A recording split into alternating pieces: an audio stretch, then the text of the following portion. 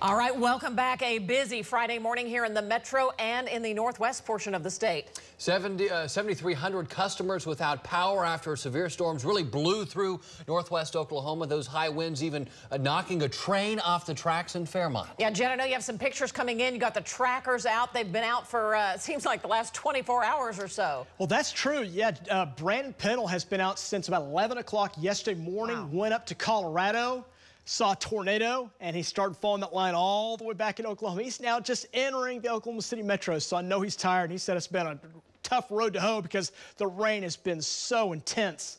Let's check out our sky cams right now. We've got some of our cameras up this morning that are showing some lightning off in the distance, and our trackers are up as well. We'll check in with the trackers here in just a moment. I do want to show you what Robin just mentioned, extreme winds. So Vance Air Force Base up to the small town of Fairmont. Fairmont's going to be just a little east, a little south of the Enid areas. This is going to be Garfield County. What you're looking at is a close-up view of a train that has been tipped over. Now, the wheels, they weighed so much they weren't moved, okay? But the top part of it was tipped right over.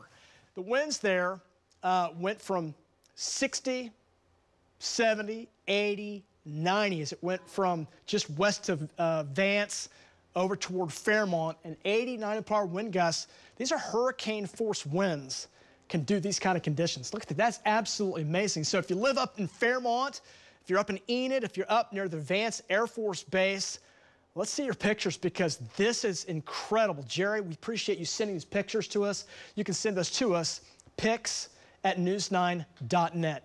Incredible night. It really has not been that bad of a night. If you look at the storm reports, there were a few wind reports, but these wind reports really were only about 60 miles per hour. The storm did pick up near Alva, where it looked like there may have been a gust close to 70, and then the storm weakened again. So just now wondering, is this storm line going to weaken for the rest of the event?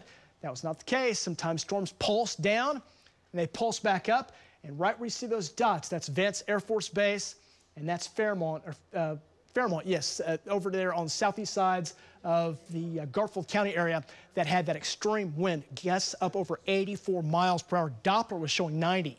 So still some wind moving over into northeast parts of Oklahoma right now. The severe thunderstorm watch is now shoving further east. This goes through 10 o'clock this morning.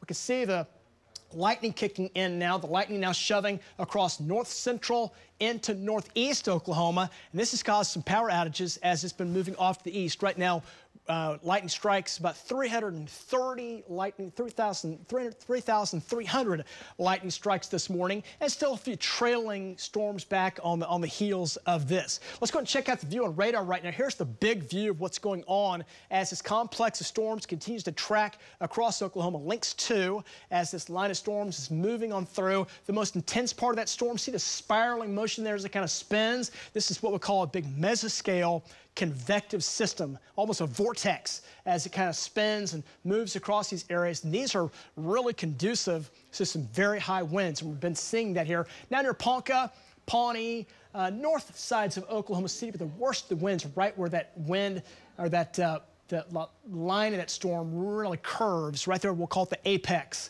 So if you're good at geometry, you know what I'm talking about there. There you go, moving over into northeast Oklahoma, storms moving into Tulsa. Some of those now are severe. But heavy rain at times continues northwest Oklahoma. Watch out for some flooding, street flooding, some low-lying flooding certainly will be possible there as we kind of zero in on the metro area right now. Watching still some storms around, but we're on the southern end of this line. Not severe, but some general type rain. Watching that here this morning from near the metro. More now over to Choctaw, east sides of Edmond. Again, some heavy rainfall there. Might be a little lightning, but watching the outflow boundary too right in there. That had wind gusts close to 50 miles per hour when it came through Oklahoma City earlier. As it should have south and east, winds will weaken in the metro on the back side of that. Let's go ahead and look at the I'll tell you what, Justin, let's look at the rainfall rates out of this because that's been a big story too. So if you live now east of Guthrie, up near Perkins, up to near Stillwater, near Pawnee, Ponca, the winds have been a story, but the high rainfall rates too. And again, as you kind of pixel queries this, there's some spots that still have rainfall rates up over 7 inches of rain per hour. So that's blinding tropical rainfall, and you add those high winds to it too, it makes for some really tough driving conditions. So if you live in these areas, if you live in Pawnee, if you live down around Cushing, just let that storm line pass you by, let it move off to the east, because once it does, things do really improve. Not quite as intense, but again, rainfall rates, if we can look at the 12 hours, Justin, that'll really show what's going on with those higher totals there. Again, some of those rainfall totals there up in northwest Oklahoma, we're up over 2 inches of rain per hour. So the rain, the north, again, watching that, still some higher winds. These are near Pawnee, so Morrison, Pawnee, right there along the turnpike, watching some higher winds there near 412. So still some high winds, but these are now moving over into the Tulsa KOTV area, so we're going to let them handle that. But high winds have been the story, especially back further to the west over here where Val is. Let's kind of zoom in on where Val's at right now, because he is getting really close to Fairmont.